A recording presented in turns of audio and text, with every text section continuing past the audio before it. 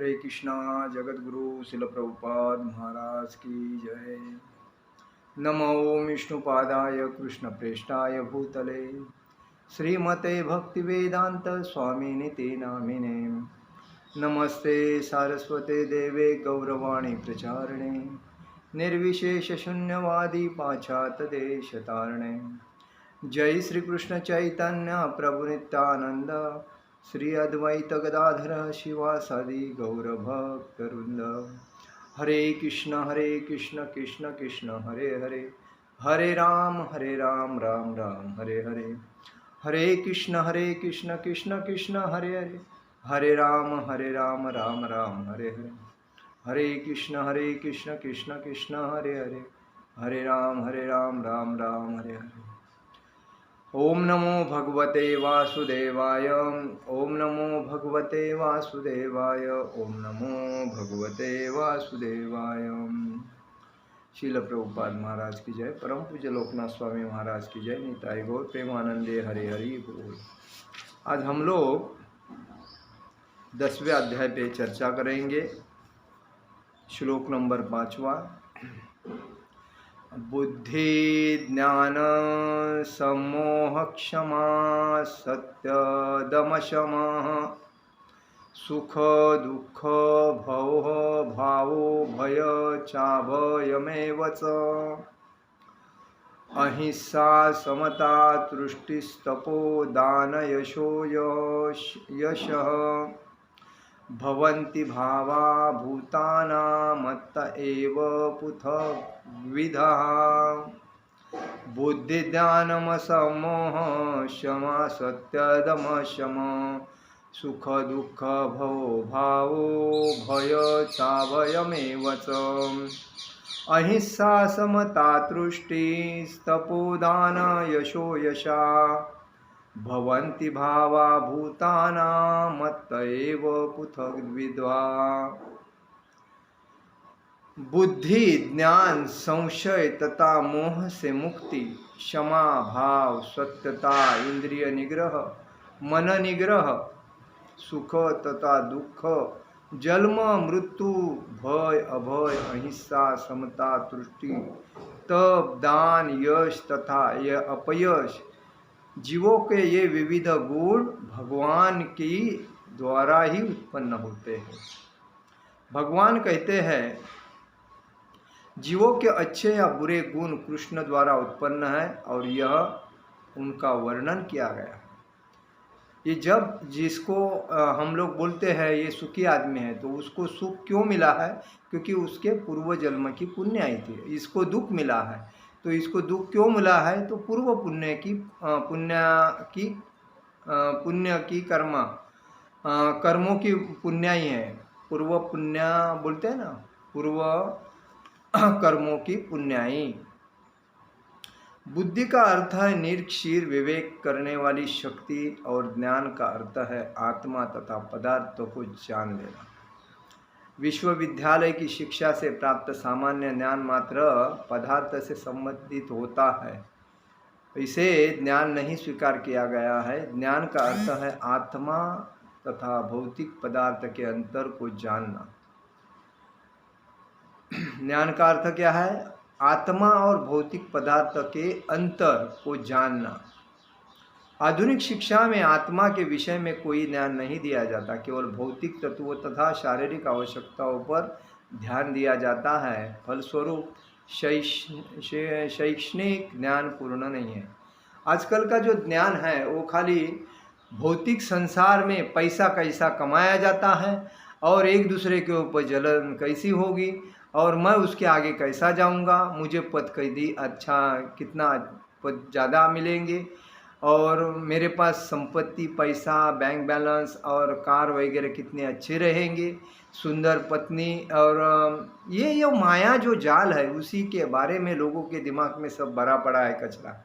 और मुख्य जो ज्ञान है उसको कोई देने को राजी नहीं। और ज्ञान देने का जो काम है वो श्रील प्रभुपाद महाराज ने पूरे दुनिया को दिया और वही ज्ञान भगवान श्री कृष्ण के भक्ति से जो प्राप्त होता है वही सत्य ज्ञान है। अन्यथा बाकी अज्ञान के कारण लोग अपना शक्ति, अपना टाइम, अपना मतलब बुद्धि की जो बोलते हैं ज्ञान, पूरा वेस्टेज कर रहे हैं।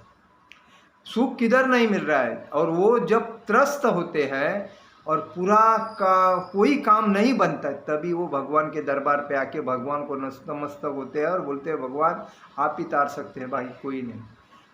तो यही बात अगर स्कूलों में अगर सिखाया जाए तो कितना अच्छा होगा बच्चों लोगों को। आज दुनिया में पूरे देश जहाँ जहाँ कृष्ण भावनामृत संघ की स्थापना हुई है, कृष्ण राधा कृष्ण के मंदिर हुए, वहाँ सब देशों ने भगवद गीता के ऊपर बच्चों लोगों को सिखाना चालू कर दिया।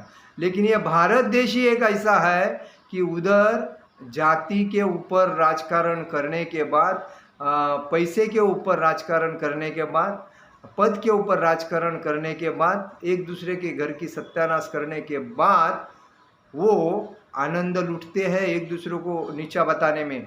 लेकिन असली ज्ञान जो भगवत गीता ने दुनिया को दिया, भगवान श्री कृष्ण ने अर्जुन को कुरुक्षेत्र में जो असली ज्ञान दिया, वो बताने के लिए कोई मायका लाल राजी नहीं है। इतने महामूर्ख अपने सत्ताधारी जो राजकीय नेता है, इतने महामूर्ख है। और इसी के वजह से आज हमारे बच्चे लोग मोबाइल में पूरा दिन लगा के अपना टाइम वेस्टेज करते हैं, फालतू वीडियो गेम देखते हैं, अपना दिमाग में भूसा भरते हैं। तो क्या टैलेंटेड होएगा, क्या ज्ञान प्राप्ति होगी। और इसी वजह से लोगों ने अपने बच्चों को मोबाइल देना बंद करना चाहिए। बच्चों को अगर ज्ञानी बनाना है, भक्तिमय आध्यात्मिकता उसको प्राप्त करके देना है, तो उसके हाथ में बुक्स देना चाहिए। जो भगवत गीता है, श्रीमद् भागवतम है, जो चैतन्य चरितामृत है, रामायण है, महाभारत है, ये जो ग्रंथ लिखे हैं, इसमें से जो बच्चा पढ़ के अगर ज्ञानी बनेगा, वो कभी भी दुनिया में कोई भी जगह पे जाएगा तो पीछे नहीं हटेगा, क्योंकि उसको आध्यात्मिक ज्ञान है। और ये आध्यात्मिक ज्ञान ही आदमी को आगे लेके जा सकता है। ये भौतिक ज्ञान कभी भी आदमी को आगे लेके जा नहीं सकता है, क्योंकि वो कमकुवत होता है। लेकिन आध्यात्मिक ज्ञान पावरफुल होता है, भगवान का उसको आशीर्वाद रहता है। और इसीलिए कहा गया है इधर स्कूलों में आध्यात्मिक ज्ञान जो है वो देते नहीं है, और भौतिक ज्ञान के पीछे दिन रात पैसा व्यर्थ करके, टाइम व्यर्थ करके, अपनी शक्ति व्यर्थ करके उसके पीछे लगे हैं। भौतिक तत्वों तथा शारीरिक आवश्यकताओं पर ध्यान दिया जाता है, फलस्वरूप शैक्षणिक ज्ञान पूर्ण नहीं है। कहा गया है ना, शैक्षणिक ज्ञान पूर्ण नहीं है, उसका ज़्यादा से ज़्यादा भौतिक तत्वों पर और आवश्यकता क्या है इसके ऊपर ध्यान दिया जाता है। जब मनुष्य कोई भी चीज़ में झिझकता है, संशय तथा मोह से मुक्ति तथा प्राप्त हो सकती है। मनुष्य झिझकता नहीं और दिव्य दर्शन को समझता है, वह धीरे धीरे निश्चित रूप से मोह से मुक्त हो जाता है। हर बात को सतर्कतापूर्वक ग्रहण करना चाहता है, आँख मूंद कर कुछ भी स्वीकार नहीं करना चाहिए, क्षमा का अभ्यास करना चाहिए, मनुष्य को सहिष्णु होना चाहिए, दूसरे के छोटे छोटे अपराध को क्षमा कर देना चाहिए। सत्य का अर्थ है तथ्यों को सही रूप से अन्यों के लाभ के लिए प्रस्तुत किया जाए। तथ्यों को तोड़ना मरोड़ना नहीं चाहिए। सामाजिक प्रथा के अनुसार कहा जाता है कि वही सत्य बोलना चाहिए जो अन्यों को प्रिय लगे। सत्य को सही सही रूप से बोलना चाहिए जिसे दूसरे लोग समझ सके। सच्चाई क्या है, यही कोई मनुष्य चोर है तो उसको चोर ही बोलना जरूरी है। यदि लोगों को सावधान कर दिया जाए कि अमुक व्यक्ति चोर है तो यह सत्य है, यद्यपि सत्य कभी कभी लोगों को अप्रिय लगता है। देखिए, इसमें बताया गया है कि छोटे छोटे चीज़ों पर हम लोग ध्यान दे के उसको बड़ा करके आपस में झगड़ा लगाते हैं। एक्चुअली ये मूर्खता है। कभी भी ऐसा छोटा छोटा बात होता है उसके ऊपर नज़रअंदाज करना चाहिए, क्योंकि हमारा मन को मतलब अस्त व्यस्त करता है ये छोटी छोटी बातें। और इसलिए इधर कहा गया अगर चोर है तो उसको स्पष्ट से चोरी बोलना चाहिए। दूसरी बात, कोई भी अगर सत्य घटना उसको तोड़ना मरोड़ना नहीं चाहिए। जो असली है उसको तथ्य के हिसाब से बोलना जरूरी है। और कभी भी मोह के पीछे नहीं पड़ना चाहिए। सत्य कहने में संकोच नहीं करना चाहिए। सत्य की मांग के है, तथ्यों को यथारूप में लोकहित के लिए बोलना जरूरी है। सत्य ही परिभाषा है। दम का मतलब है कि इंद्रियों को व्यर्थ के विषय भोग में न लगाया जाए। दम मतलब शक्ति। शक्ति जो हमारी इंद्रियों के विषय भोग में व्यर्थ में नहीं लगाना जाना चाहिए। शक्ति का उपयोग हमें भक्ति में करना चाहिए। इंद्रियों को समुचित आवश्यकताओं की पूर्ति का निषेध करना चाहिए। अगर जो इंद्रियों को अच्छा नहीं लगता है उसे हम लोग को टालना चाहिए। इंद्रियों भोग आध्यात्मिक उन्नति में बाधा है। इंद्रियों के अनावश्यक उपभोग पर नियंत्रण रखना चाहिए। इंद्रिय जो भोग है वो कभी कभी हम लोग प्रमाण के बाहर करते हैं और उसी वजह से हमारे शरीर में दुख पैदा हो जाता है। और इसीलिए हमें इंद्रिय तृप्ति के ऊपर कंट्रोल करना जरूरी है। इंद्रियों के अनावश्यक उपयोग पर नियंत्रण रखना चाहिए। इसी प्रकार मन पर भी अनावश्यक विचारों के विरुद्ध संयम रखना चाहिए। देखिए, मन चंचल होता है, कभी कभी भरकटता है, तभी हमें मन को भी कंट्रोल करना चाहिए। और मन को कंट्रोल करने के लिए क्या दिया है?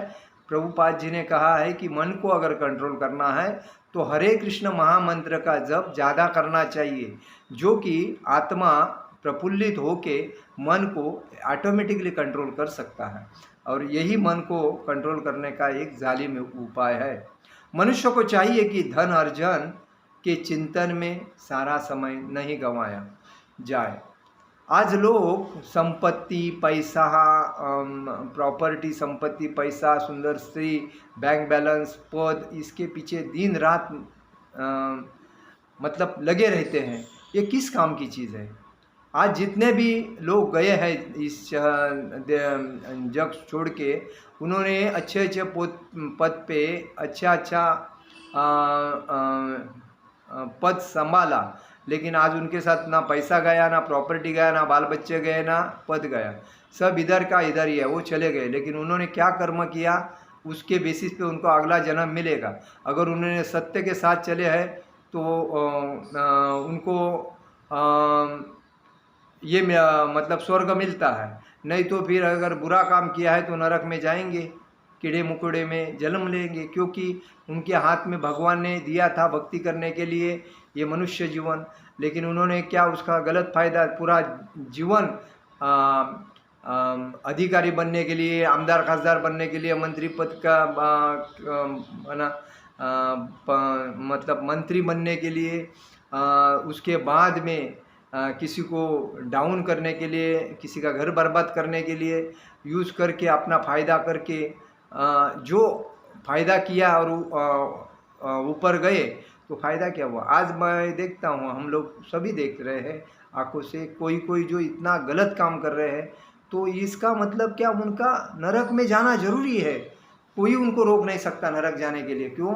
वो गलत काम बहुत कर रहे हैं। और इसी वजह से इधर दिया है कि मन का उपयोग मनुष्य के मूल आवश्यकताओं को समझने के लिए रखना चाहिए, जाना चाहिए। और धन का मार्जन मतलब धन जितना चाहिए उतना ही कमाना चाहिए, उससे ज़्यादा नहीं कमाना चाहिए। शास्त्र मर्मज्ञों, साधु पुरुषों, गुरुओं तथा महान विचारों की संगति में रहकर विचार व शक्ति का विकास करना चाहिए। हमारे विचार और शक्ति का विकास कभी होगा कि हम साधुओं की संगति करें। शास्त्र मर्मज्ञ मतलब जो शास्त्रज्ञ है, भगवत गीता है, श्रीमद् भागवतम है, चैतन्य चरितामृत है, महाभारत है, रामायण है, ऐसे जो शास्त्र है उनको पढ़ना चाहिए। साधु पुरुषों की संगति करना चाहिए। गुरुओं मतलब गुरुओं की और महान व्यक्तियों के विचारधारा की संगति में रहकर ही आदमी विचार शक्ति का विकास कर सकता है। कृष्ण भावनामृत में आध्यात्मिक ज्ञान के अनुशीलन में सुविधा हो वही सुखम है। कृष्ण भावना में जो व्यक्ति है उसकी संगति करनी चाहिए। उनके संगति में रह के अपना दुख निवारण करना चाहिए। दुखम वह है कि कृष्ण भावना के अनुशीलन में असुविधा हो। मतलब दुख कभी होता है जो कृष्ण भावना अमृत में नहीं है और भौतिक संसार में टेंशन में है, तभी उसको दुख आता है। कृष्ण भावनामृत के विकास के अनुकूल हो उसे स्वीकार करे और जो प्रतिकूल हो उसका परित्याग करे। जो भगवान श्री कृष्ण के बारे में जो अत्याधिक आवश्यक है उसका स्वीकार करना चाहिए और जो नहीं है उसका परित्याग करना चाहिए। कृष्ण भावनामृत में रहने वाला व्यक्ति कभी भयभीत नहीं होता, क्योंकि वह अपने कर्मों के द्वारा भगवत धाम को वापस जाने के प्रति आश्वस्त रहता है। फलस्वरूप उसका भविष्य उज्जवल होता है और लोग अपने भविष्य के विषय में कुछ नहीं जानते, उन्हें इसका कोई ज्ञान नहीं होता। लेकिन अगले जीवन में क्या होगा, फलस्वरूप वे निरंतर चिंताग्रस्त रहते हैं। यदि हम चिंता मुक्त होना चाहते हैं तो हमें सर्वोत्तम उपाय यह है कि हम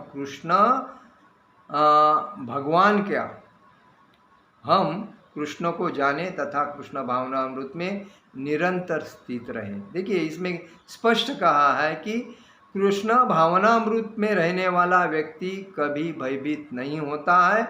अगर वो उज्ज्वल भविष्य के लिए उसको मालूम है वो भगवत धाम को वापस जाने के लिए दिन रात भक्ति में व्यस्त रहता है, और जो अज्ञान है उसको मार्गदर्शन नहीं होने के वजह से वो टेंशनग्रस्त रहता है। और इसीलिए चिंताग्रस्त, यदि हम चिंता मुक्त होना चाहते हैं तो सर्वोत्तम उपाय यह है कि हम कृष्ण को जाने तथा कृष्ण भावनामृत में निरंतर स्थित रहे।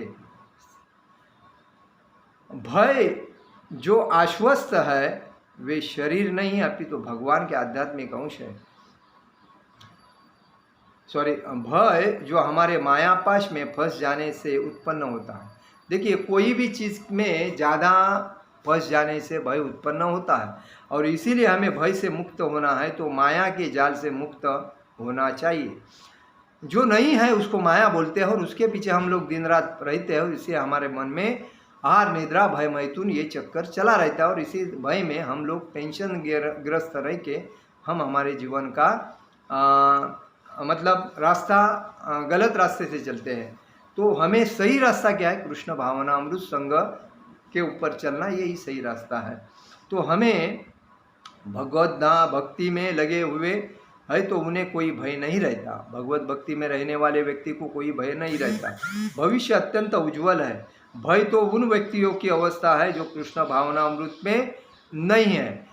जो कृष्ण भावनामृत में नहीं है उनके लिए वो भय उत्पन्न हो सकता है, लेकिन जो कृष्ण भावनामृत में पारदर्शक होके ईमानदारी से जो काम करते हैं, सेवा करते हैं, भक्ति करते हैं और सब कुछ भगवान के समक्ष रखते हैं, मन में कोई द्विधा नहीं रहती है, उससे कोई चीज़ का भय नहीं है। कृष्ण भावनामृत में रहा जाए तो कोई भय नहीं है।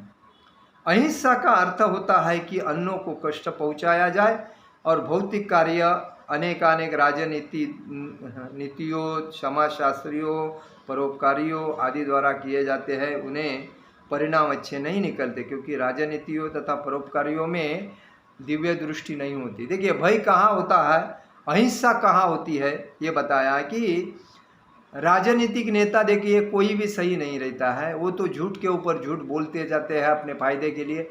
जब तक उनको लगता है हम इधर पद पे बैठे हो, पद टिका रहना चाहिए, वो जनता को कुछ भी बोलो सही लगेगा। समाजशास्त्रीय, समाज के शास्त्रज्ञ जो रहते हैं वो भी ऐसा ही काम करते हैं।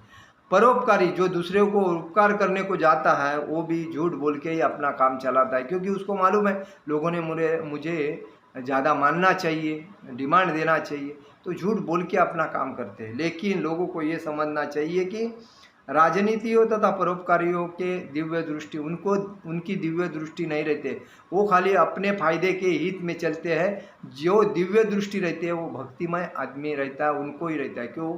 क्योंकि वो शास्त्र के अनुसार चलता है और शास्त्र में सब कुछ भगवान ने जो है वो लिखा है और उसी बेस पे वो चलते हैं, इसीलिए वो डरते नहीं। तो कहने का मतलब यह है कि भौतिक जगत को राग द्वेष से रहित होकर स्वीकार करना चाहिए। देखिए, किसी के ऊपर हमें राग नहीं करना चाहिए, रोष नहीं करना, किसी की निंदा नहीं करनी चाहिए। हम एक ईमानदार पारदर्शक व्यक्ति बन के, भगवत भक्त है, शुद्ध भक्त बन के हमें कृष्ण भावनामृत को संपन्न करने में अनुकूल हो उसे ग्रहण करे और जो प्रतिकूल हो उसका त्याग करे। जो भगवान कृष्ण के भक्ति में जो आवश्यक है उसको हमें आत्मसात करना चाहिए और जो नहीं है उसको छोड़ देना चाहिए। कृष्ण भावनामृत युक्त व्यक्ति को न तो कुछ ग्रहण करना होता है न त्याग करना होता है, उसे तो कृष्ण भावनामृत संपन्न करने में उसकी उपयोगिता से प्रयोजन रहता है। बस कृष्ण भावनामृत व्यक्ति मतलब वो कभी किसी के ऊपर द्वेष भी नहीं करता है, कुछ नहीं करता है, वो खाली भगवान की भगवान का जो ज्ञान है वो आत्मसात करने में आनंद मानता है। तुष्टि का अर्थ यही है कि मनुष्य को चाहिए कि अनावश्यक कार्य करके अधिकाधिक वस्तुएं एकत्र करने के लिए उत्सुक न हो।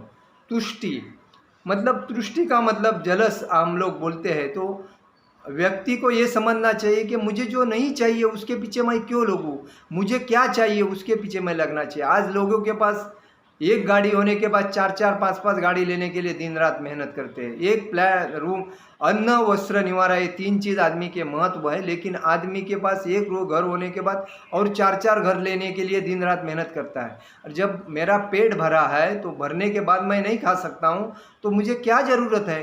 दर दिन मैं कमा रहा हूँ, उसमें मेरे को जितना मांगता है उतना लेना चाहिए, बाकी दूसरे को देना चाहिए।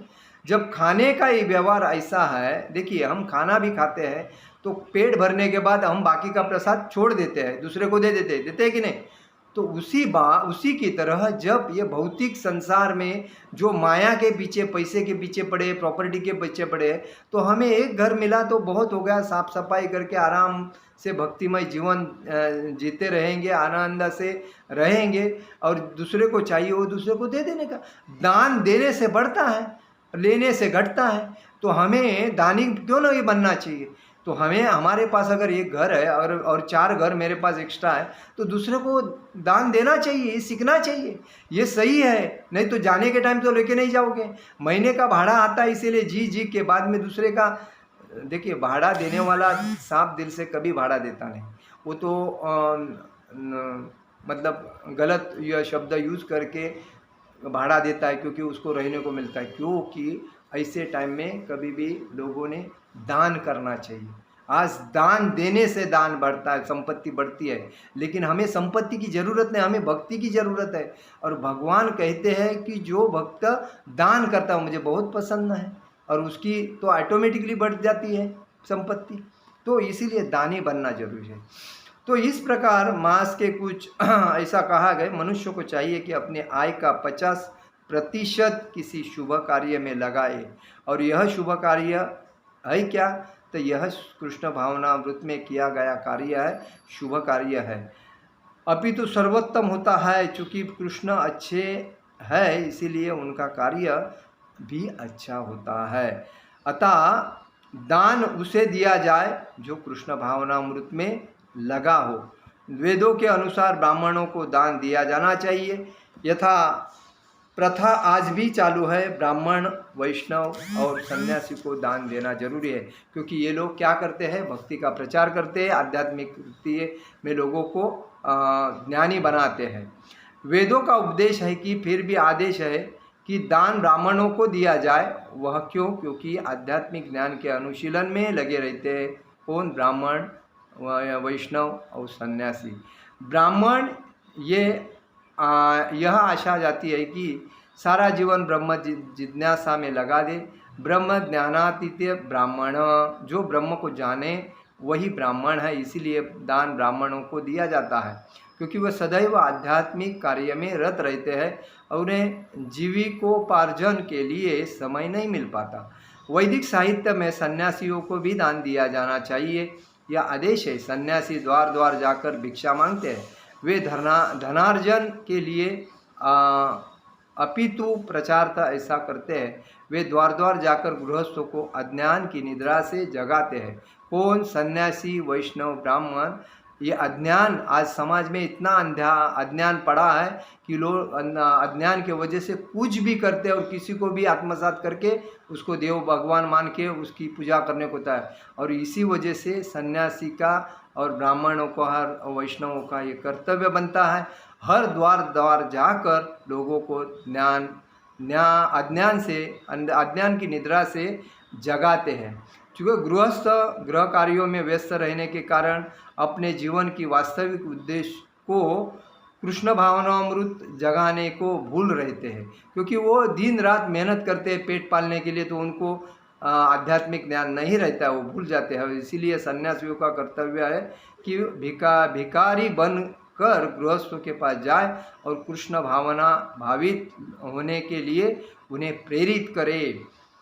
वेदों का कथन है कि मनुष्य जागे और मानव जीवन में जो प्राप्त करना है उसे प्राप्त करे। सन्यासियों द्वारा यह ज्ञान तथा विधि वितरित की जाती है कि सन्यासी को, ब्राह्मणों को तथा वैष्णवों को इसी प्रकार के उत्तम कार्यों के लिए दान देना चाहिए, किसी सनक के कारण नहीं। मतलब देखिए, आज जिसके पास जो भी प्रॉपर्टी है अपने लिए रखे और बाकी मंदिर को दान देवे, और मंदिर को दान देने से उसकी प्रॉपर्टी का ज़्यादा ये हो जाता है, महत्व हो जाता है। और इसीलिए हमारे पास जितना भी पैसा है अपने लिए रखे, बाकी का मंदिर को दान दे, क्योंकि मंदिर लोगों को, आज देखिए जब कोरोना हुआ था तभी मंदिर ने हर एरिया में जाके लोगों को प्रसाद डिस्ट्रीब्यूट किया था, क्योंकि ये भगवान की देन है और भगवान ही सबको तारते हैं, मारते हैं, संभालते हैं, चलाते हैं। मनुष्य को तभी प्रसिद्धि प्राप्त करता है जब वह महान भक्त के रूप में जाना जाता है। कृष्ण भावनामृत में महान बनता है कोई भी व्यक्ति, क्योंकि वो कृष्ण का शुद्ध भक्त होता है। व्यक्ति कृष्ण भावनामृत में प्रगति करना चाहता है, उसमें कृष्ण के ये सारे गुण उत्पन्न कर देते हैं, किंतु मनुष्य को तो इन्हें अपने अंतर में विकसित करना होता है और सारे गुणों की विकसित कर लेना ही जरूरी है।